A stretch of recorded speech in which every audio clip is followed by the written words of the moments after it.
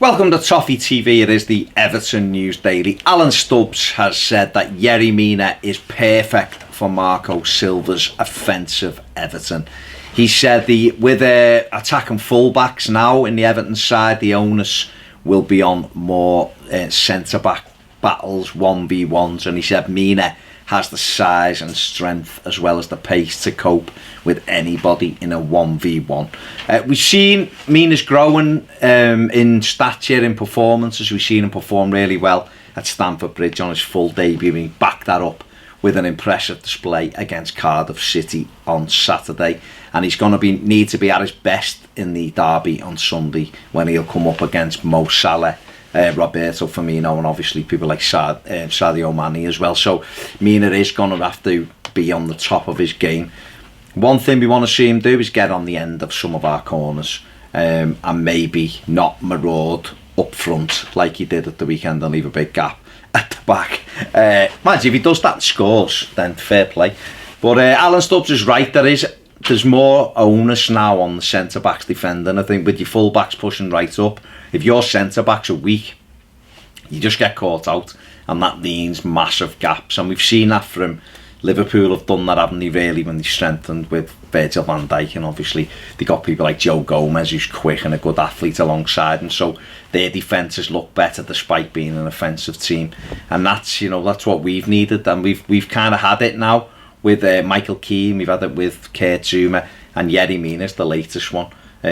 So getting an endorsement from Alan Stubbs there, and he is perfect at the moment for us, and let's hope that he follows it up with a big display in the derby and scores the winning goal for us, because it's about time. Luca Dean has been speaking about life on Merseyside. Said he loves the city of Liverpool and he really feels at home at Everton. He said Everton is a family club.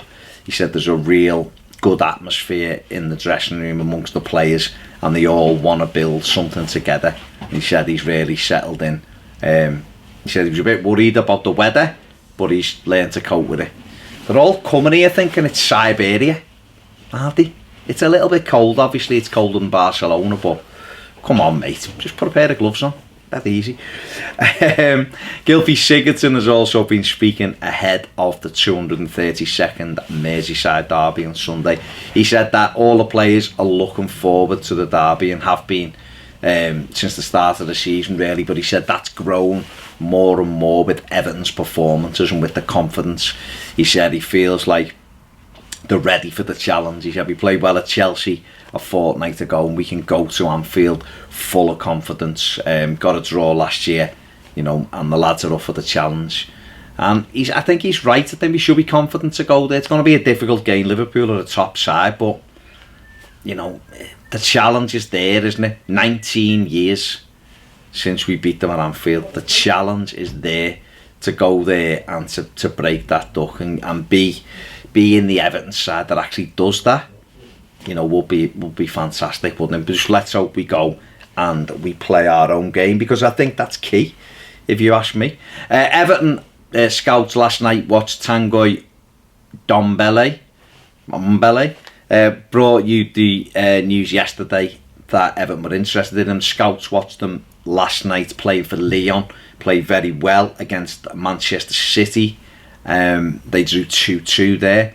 A 21-year-old, very, very powerful in midfield. Looked good on the ball, but cost around 40 million euros apparently.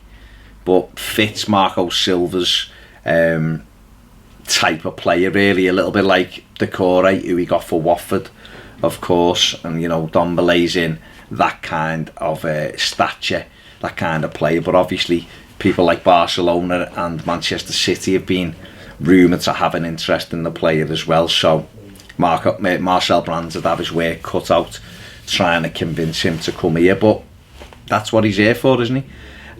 West Ham are very interested in taking Morgan Schneiderlin apparently in January. Pellegrini wants that kind of midfield player, defensive midfield player for West Ham United. Schneiderlin not getting a sniff at the moment, not even getting in the 18 at Everton, so it'll be interesting to see whether we listen to offers in January for him. I would imagine they probably will. Obviously Benny Beningame back fit, and it's not James McCarthy back fit.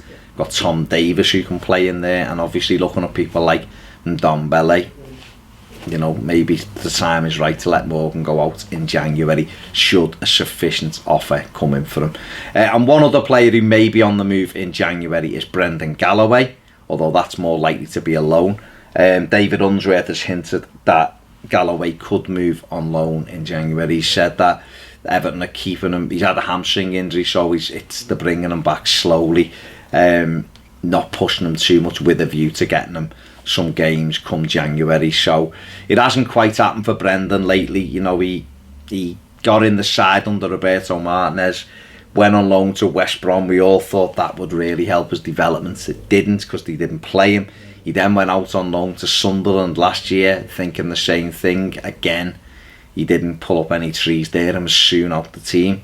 So it'll be interesting to see where he goes. He looked like a real talent when he came into the Everton side, and you thought that, you know, he played left back or centre back, you know, a left-footed centre back. He's not really kicked on, and I would imagine this is probably his last chance to really get his head down and see whether there's a future for him at Everton Football Club. So it's going to be interesting to see whether he gets any game time with the 23s or whether he just goes out on loan in January. It's going to be a big month for him.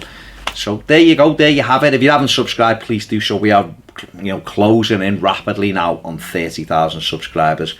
And if you want more videos, lots of extra content, get over to Patreon and join us there. Thanks for watching. See you soon on Toffee TV.